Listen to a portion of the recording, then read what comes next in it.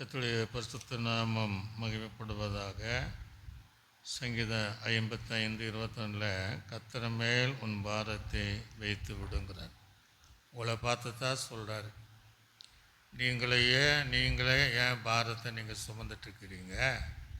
குடும்ப பாரமா, கடன் பாரமா, பிள்ளைகள் நிமித்த பாரமா, பிள்ளைகள் வயதாகும் போது திருமணம் ஆகலை என்று பாரமா, அல்லது பிள்ளைகளுடைய +2 எழுதுகிற பிள்ளைகளுடைய தேர்வு எழுது பாஸ் ஆவாங்களா இல்லையா என்கிற பாரமா, உங்களை வியாதி கொண்டு நீங்கள் பாரப்படுகிறீர்களா, இல்லை குடிகார கணவன் நிமித்தம் நீங்கள் பாரப்படுகிறீர்களா, மனம் திரும்பாத பிள்ளைகள் போதை வசங்களுக்கு அடிமைப்பட்டிருக்கிற ஒரு பிள்ளைகளுக்காக நீங்கள் பாரப்படுறீங்களா?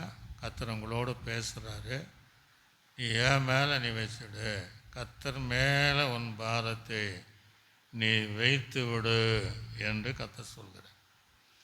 ஆக இன்றைக்கு நீங்கள் எந்தெந்த பாரத்தை நீங்கள் சுமக்கிறீங்களோ அந்த பாரத்தை கர்த்தர் மேலே நீங்கள் வச்சுடுங்க. யாருமே நம்ம பாரத்தை சுமக்க முன் வர மாட்டாங்க, இயேசுவை தவிர.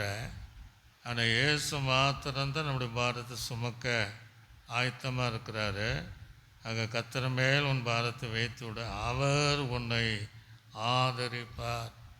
நீதிமானை காலை ஒரு போதும் தள்ளாட விட.